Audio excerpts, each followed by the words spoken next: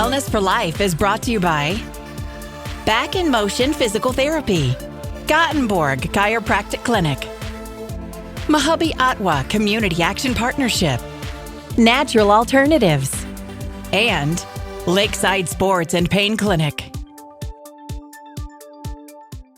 Hello, I'm Matthew Kaufenberg, a physical therapist and owner of Back in Motion Physical Therapy in Perham, Minnesota, as well as Park Rapids, Minnesota.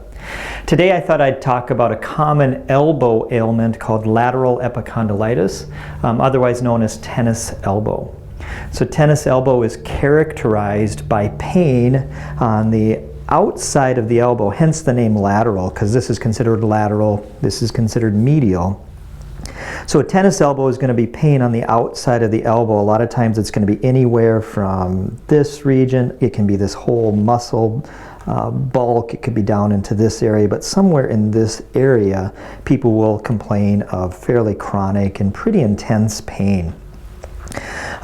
Tennis elbow is going to come on as a result of overuse. So what I mean by that is people are constantly using their hands. A lot of times it's like real aggressive gripping activity. A lot of times it's aggressive repetitive extensions. You know, it got its name tennis elbow because people who did a one-arm backhand, so when you do a one-arm backhand, you kind of flick that elbow, and it's this constant repetitive movement of that flicking of that wrist that actually creates the problem up in the elbow. So anatomically, this whole muscle belly, we call it the common extensor, this whole muscle belly here actually starts in the hand and the wrist, and it comes up and it attaches into the elbow. So whenever we do any wrist movements, it's the muscle here that's activating to move my wrist. Anytime we do any finger movements, it's the muscles through here that are activating.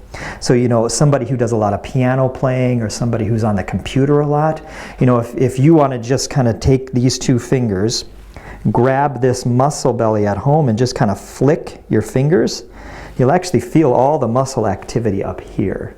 So repetitive mousing activity can really lead to a tennis elbow. It seems a little strange, but we do see a lot of patients who are just computer workers who have this condition.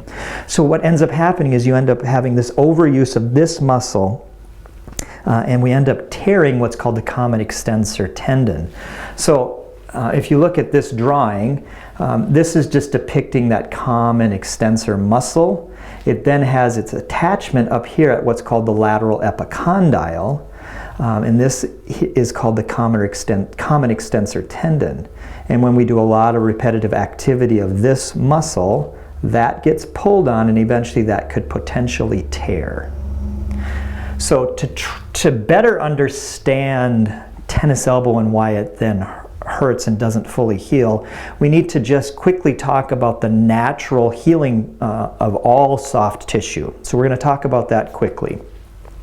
So if we've got a tear in this region, I've depicted it down here, so we've got some nice tissue, and then somewhere in the middle, and these are microscopic, somewhere in the middle that tear has occurred.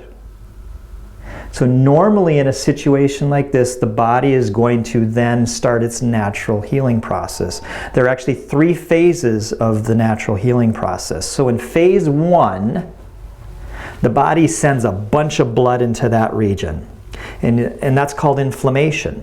So the body sends a bunch of blood. The blood is sent there because it carries the repair products that are necessary for the healing to occur. So we need all that repair products to be sent to that region. So you end up with a swollen area. That's normal, we want that. So all of those repair products and blood is sent to that region. So that's step 1. That typically takes about 24 to 48 hours.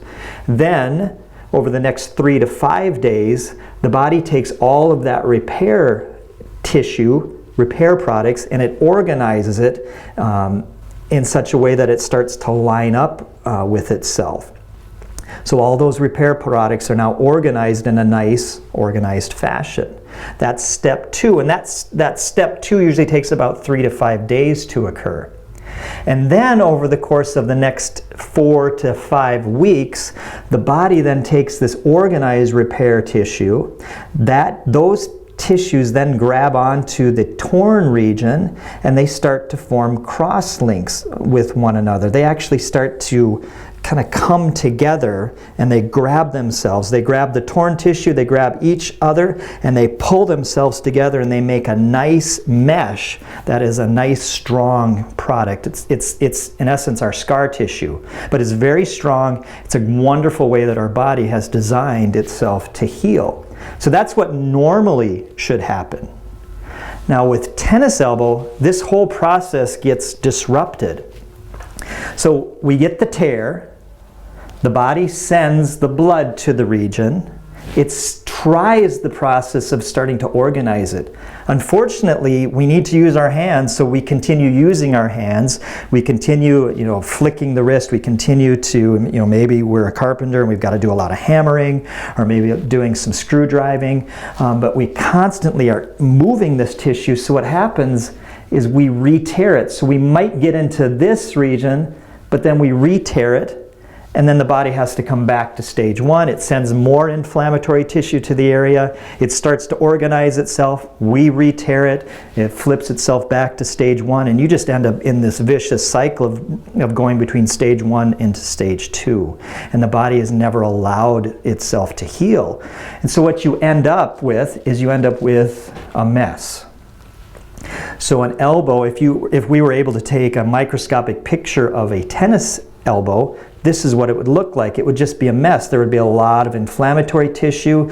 There would be some tissues that have formed some cross links, but they haven't been able to form a nice mesh-like chain and pull everything together. So this ends up being a very weakened tissue that can be easily damaged, and you end up with significant chronic pain. So you try to go grab that gallon of milk out of the refrigerator, and all of a sudden you can't do it because you've got a very weakened area and a highly inflamed and tight and painful area. So what's really exciting about this is that we've got some really great techniques in therapy that we can do to really ensure that this whole process of healing will take place. And we're going to talk about that at our next episode. Thank you so much. If you have any questions, don't hesitate to call me, 218-346-2464.